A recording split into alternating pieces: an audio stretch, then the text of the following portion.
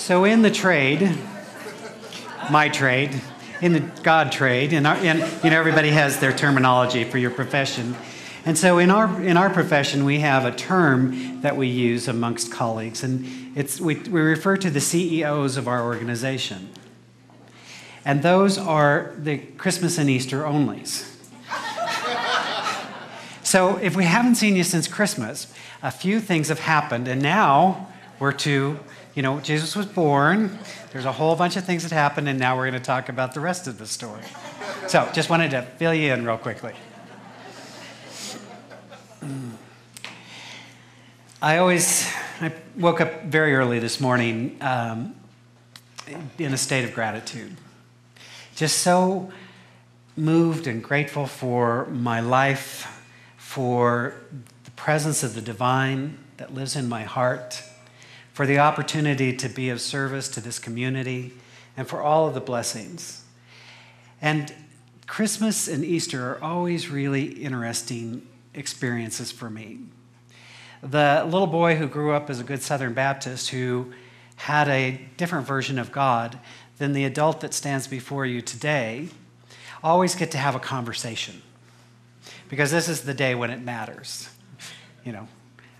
And so the child that grew up, and making no one wrong, please hear this, with a theology and an understanding that Jesus was the entry into the higher dimension, that my salvation was dependent upon my acceptance of Jesus as my Lord and Savior. Anybody else grow up in that tradition? Okay, so we know who we are. As my journey progressed, I began to appreciate a larger perspective. Again, not making anyone wrong, but a larger perspective that resonated for me and continues to resonate to me this day.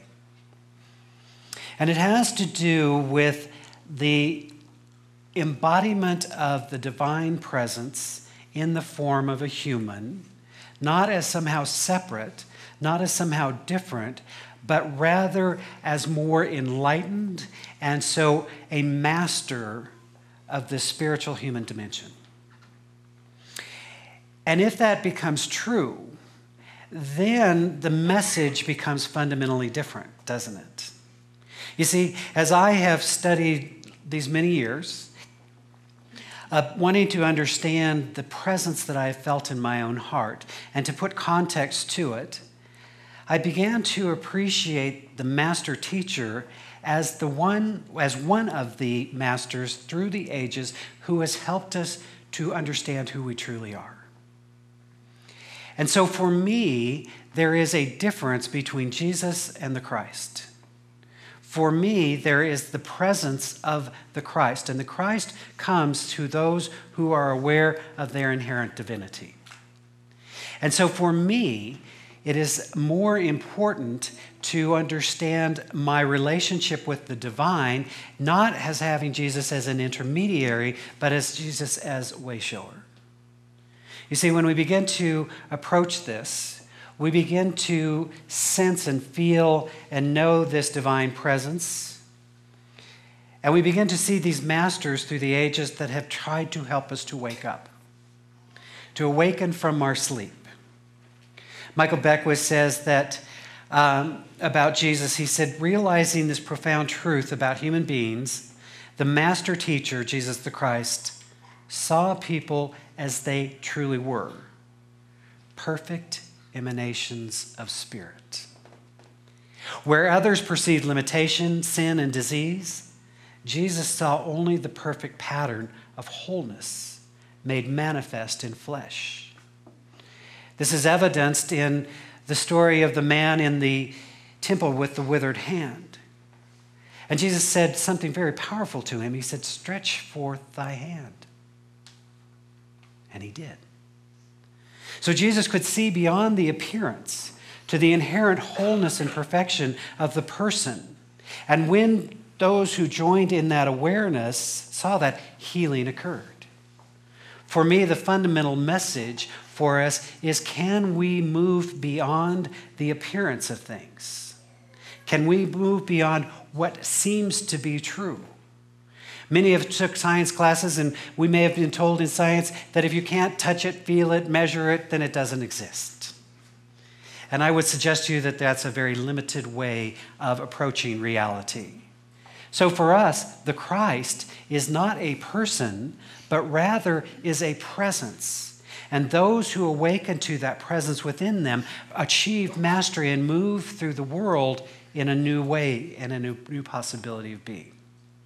So understand that as we speak of this story today, it is not to diminish anyone else's understanding. It is to share from the context that I have come to.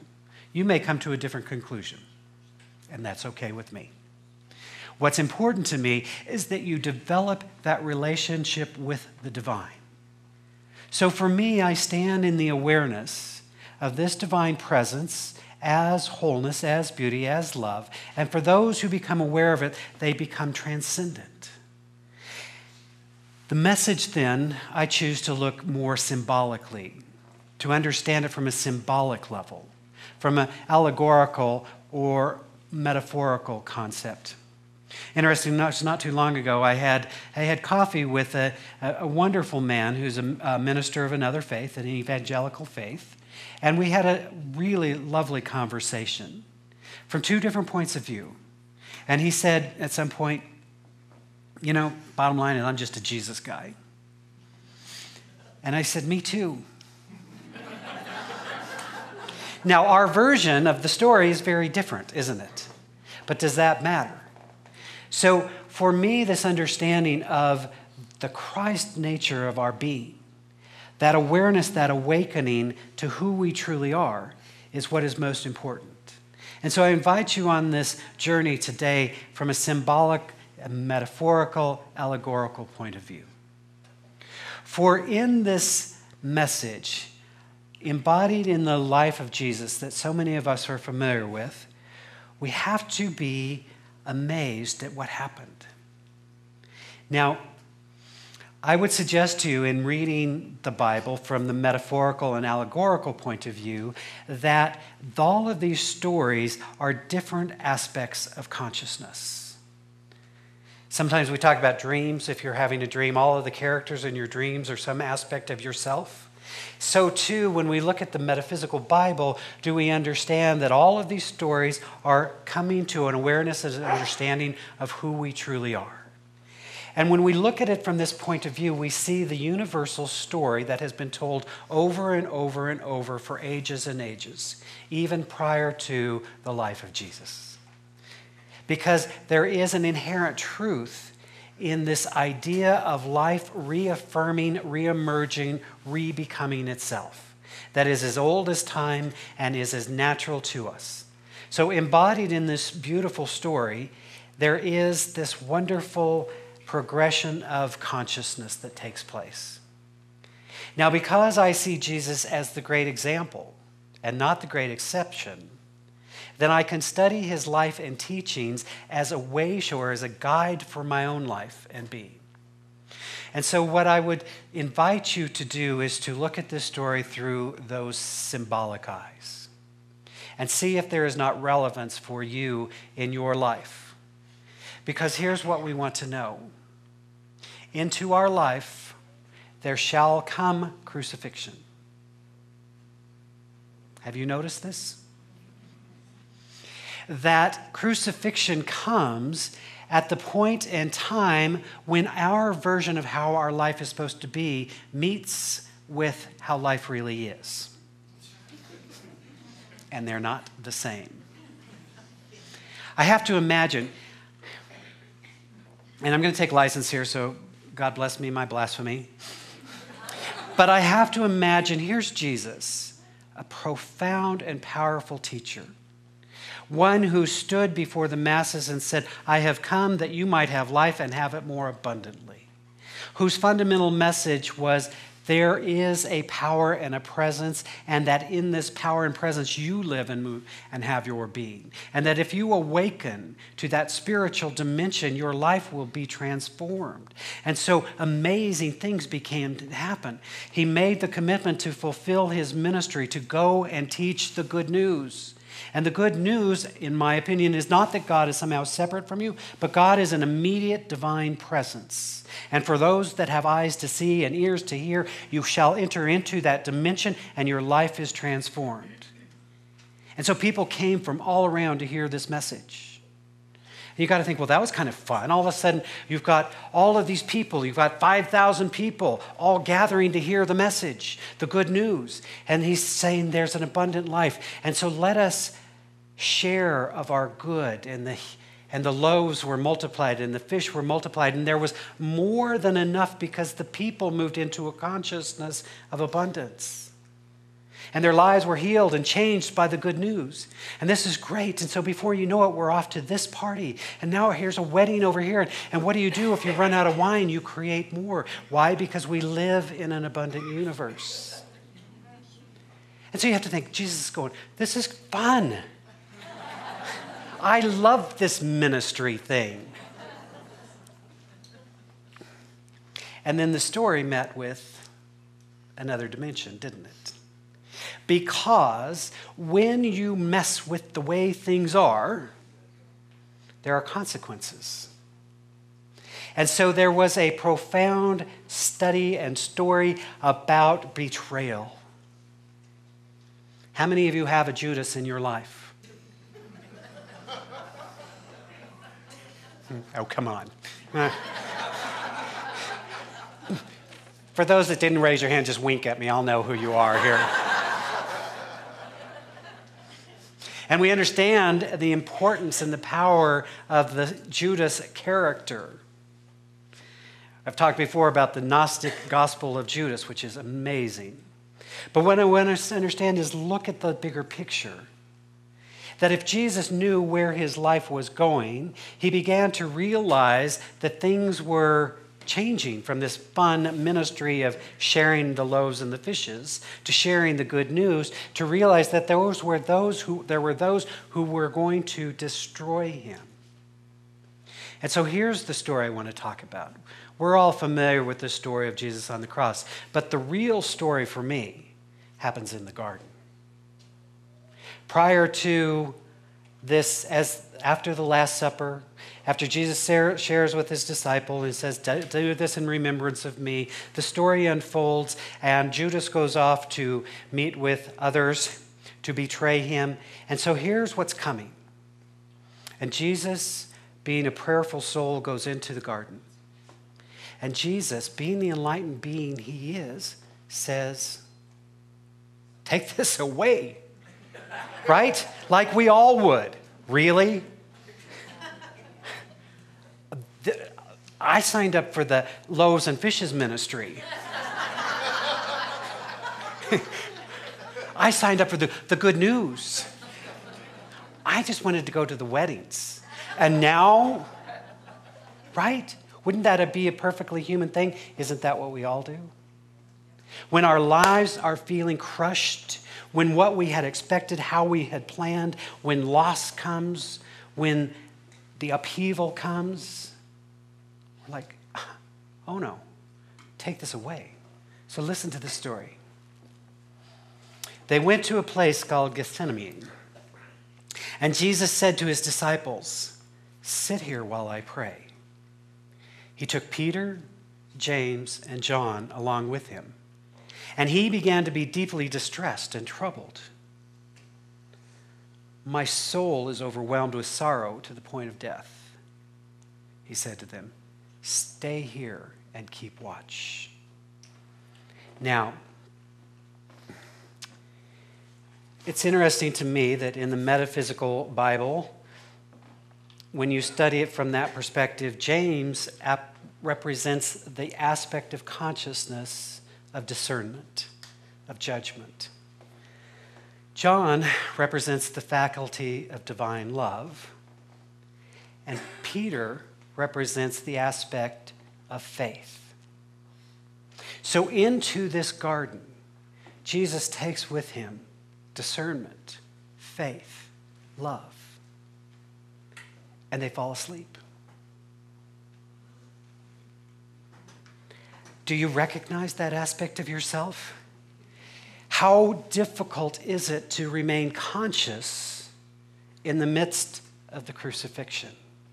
How difficult is it to remain conscious in the midst of the falling away, of the seeming death, of the seeming destruction? And so Jesus goes off into the garden. He's just saying, stay here, stay awake. Be conscious with me while I'm in prayer.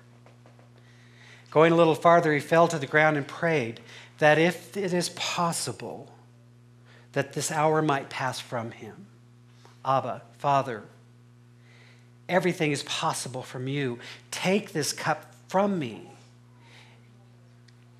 Yet not that what I will, but that you will. Take this away. How many of us in the midst of our pain and our angst and our hurt and our littleness, we say, please, God, take this away. And so he returns. He returns to his disciples and found them sleeping. Oops. They tried. Simon, he said to Peter, are you asleep? Could you keep watch for 1 hour? Watch and pray so that you will not fall into temptation. The conscious life is not easy. It's like, I think I'd just rather have a drink. Thank you. Where's the food? Let's do something to avoid what is happening as I'm dying to my old way of being. And so faith and love and discernment are invited to stay awake. And then he says, watch and pray so that you will not fall into temptation. This classic line that we all know. The spirit is willing, but the flesh is weak. Haven't we all had that experience? We know what will serve our highest good. We know there's a greater calling. We know that our life is spirit informed. We know these things. And yet we continue sometimes to do our old ways of being, our old habits, our old behaviors, right? So the spirit is willing, but the flesh is weak. Once more, he went away and prayed the same thing. And when he came back, he again found them sleeping because their eyes were heavy. They did not know what to say to him. And finally, in the awakening, Jesus makes that primary surrender and says, not my will, but thine be done. Now, understand, when we surrender to the divine, it is not that we have to physically die. The great allegory, the great story is one of physical death and resurrection. But there is a symbolic death, as we talked about last week. As we're preparing, there is the death of the ego. Because that ego is the part of us that believes ourselves to be separate from the divine. The ego is that part of us that believes we can control our lives. Do you hear that? You know that part. The ego thinks that we're in control. I've got a plan. Look. And then life collides with that. And so in the dying, we are born again. So from that surrender that says, use me, allow my life to reveal that which is taking place. And then the crucifixion comes. Now understand that on the cross, there is that place between of making the primary surrender, where that which is going to be released is released, and that which is going to become transcendent becomes transcendent. We will face in our lives these moments of crucifixion where we will be given the opportunity to become transcendent. And something will pass away. It may be helpful for you to know that you don't get to decide what goes and what stays. And so in this transcendent life, the eternal life is born anew. Jesus dies physically, and then there's the time in the womb. And in the womb, it would appear that nothing is happening, but everything is happening, isn't it? If you're in that phase of your life where you feel as if you've been crucified and you're saying, but wait, I put my faith in a higher presence and a higher power, where is it? There is a period in the womb before that emerges. And as the story unfolds and they roll away the stone and they find life transcendent. Now there's many different versions and I don't want to go into that whole thing, but the ultimate message is that Jesus, the man, gives way to Jesus the Christ. And the message that he has delivered becomes universal and transcendent and is now an inspiration for all of our lives these 2,000 years later. It is a powerful, powerful message because of one who was so willing to surrender his life to that greater presence and power. I was thinking this morning, I put on a CD as I was in meditation. A friend of mine who's such a beautiful soul, such a beautiful songwriter, and I was listening to the songs, and I was just moved by her message, the message of surrender. And then it occurred to me that she's no longer with us in the flesh. She had the experience of cancer and passed a number of years ago. And yet her message, the essence of her message, is just as alive today, luckily captured in form, in digital form, so that she continues to inspire me even though she's no longer on the planet. It's making music someplace else, I have no doubt. You see, the fundamental difference, the fundamental message of the Master was we are not these physical bodies. And when we identify with the realm of form and we try and think we're going to control our lives and figure it all out and we're going to have and we're going to acquire and we're going to do all that stuff, we will ultimately end in disappointment. And so Jesus said to us, lay up your treasure in heaven in a state of mind, not in the realm of the earth. And when we do, then we walk through the earth with confidence and clarity, and we can enjoy all of the fruits of this lifetime, but we can do so without the attachment. I hear people say things like, oh, if this went away, I would just die. No, you won't. Some part of you will. The part of you called attachment will, or you can just be in pain for the rest of your life. You decide. Or we move into the garden where we surrender our lives to that greater power and presence. We are then crucified where we transcend what was, releasing what needs to be released and taking forward the highest possibility. We spend time in the womb allowing the newness to emerge, and then we emerge from that state into the world, the master of two worlds, spiritual and physical.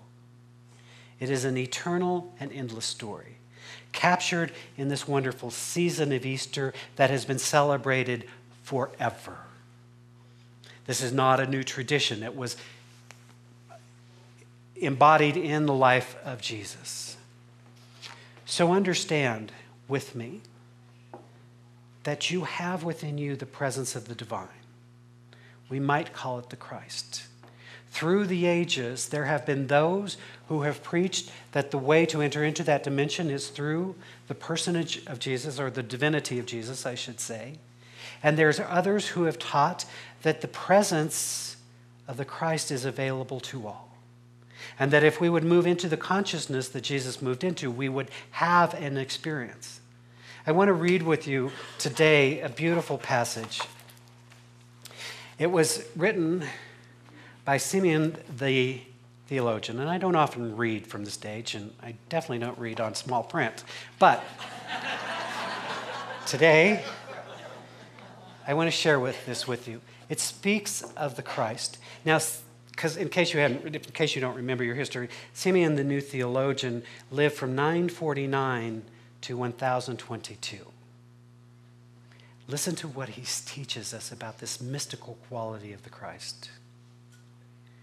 We awaken in Christ's body as Christ awakens our bodies, and my poor hand is Christ.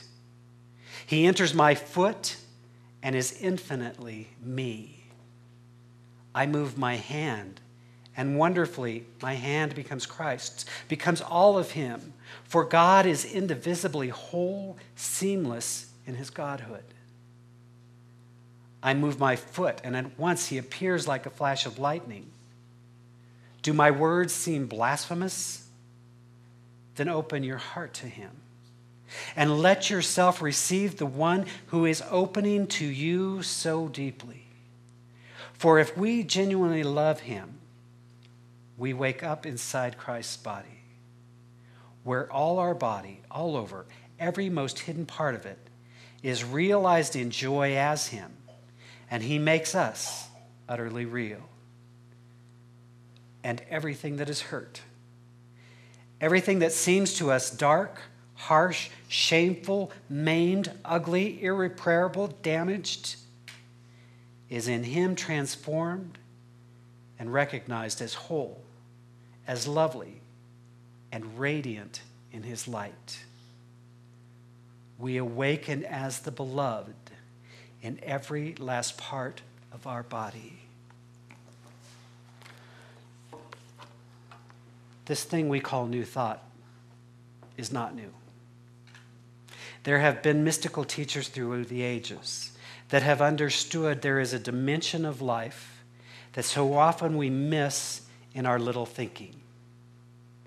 But when we awaken to the greater possibility, when we choose to see God as not something outside of ourselves but within us, then we strive to become Christ-like. We strive to be the presence of divine love. We seek to reveal this good news, this holy place. So for me, the prayer is no longer the prayer to Jesus, as it was as a child, but the prayer is with Jesus, my elder brother, one who went before to show the way, to help us understand the divine possibility that resides within each of us. Luckily, most of us will not have to surrender our physical life to prove this. This does not mean, however, that you will miss the crucifixion. Some of you already have. And if you have not, you will. Just want to let you know. And so it is in that state of consciousness when we open ourselves and recognize that in this divine presence we live and move and have our being, that the real message of our resurrected self comes forth. That we surrender that which is no longer serving us. And we move into a transcendent state of being that allows us to seek to reveal this kingdom on earth, to see the presence of the divine in everyone, in case you missed that last part. Not the ones that make it easy, but I have a phrase for the others, in whom their divinity is well hid.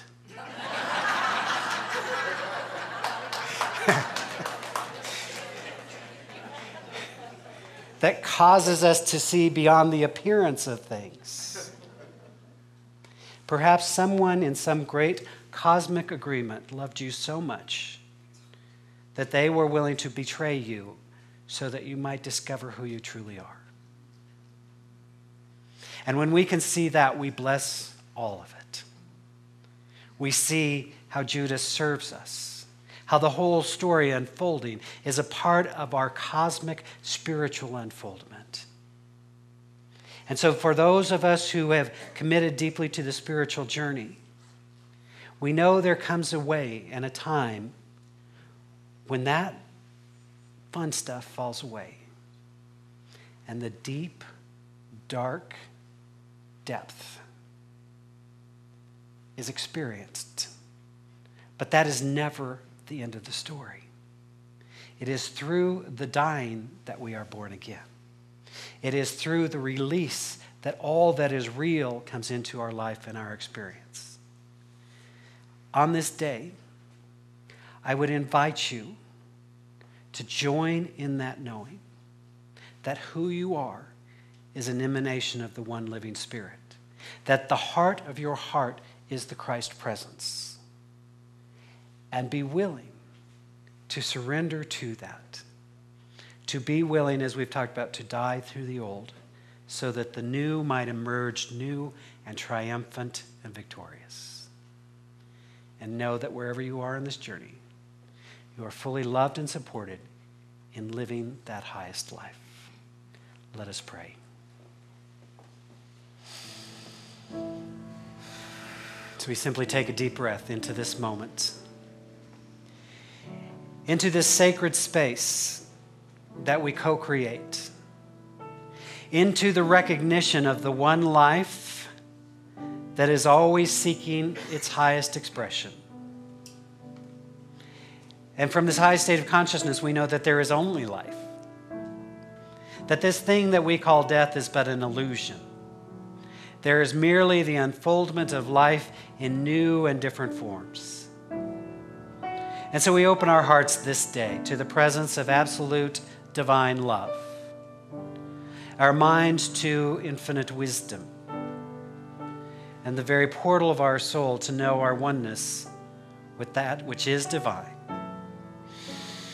We breathe into that awareness, recognizing that wherever we are on our spiritual journey,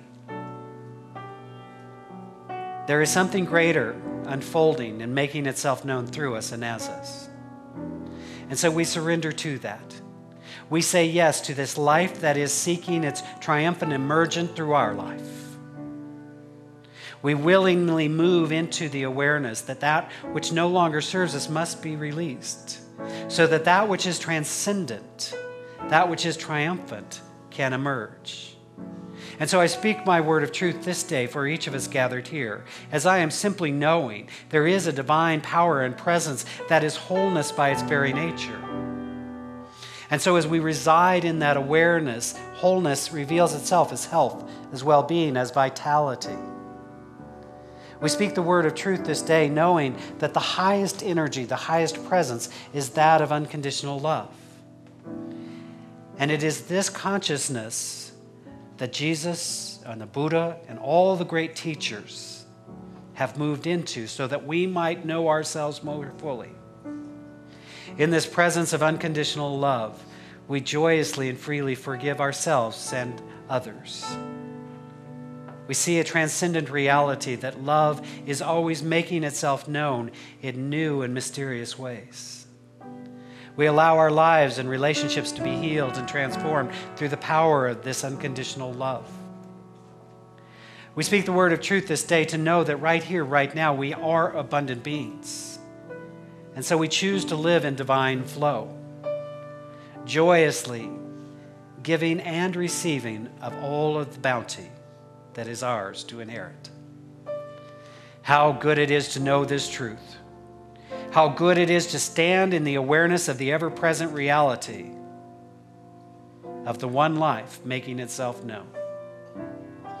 And so I invite you now, in this sacred and holy moment, if there is a burden on your heart that is ready to be released, let us do so now. Let us release that which no longer serves us and become transcendent beings, living from a place of power, of clarity, of awareness, of joy. This is the truth that I know. That all these things are established as we recognize this inner spiritual dimension. And so we give thanks. We give thanks for the many blessings in our lives, those seen and those yet to be realized. We give thanks for all of the people who have shown up in our lives to support us in being fully who we are.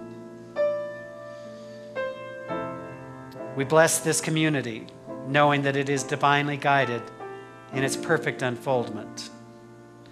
We bless our brothers and sisters around the planet this day. We bless the planet itself, seeing a planet at peace and a world that works for everyone. And as always, we bless all priests, all rabbis, all ministers, teachers of all faiths, For we know that the divine is transcendent of any particular path, and yet we bless all paths. Where more of the divine is realized and expressed, we name it good and bless it as so. How good it is to stand in the awareness of the eternal reality of pure spirit. And so I know there's nothing more to do but to simply release this word into that law of mind that brings forth the highest good for all concerned. And so with profound joy and deep gratitude, we simply allow it to be, as together we say, and so it is.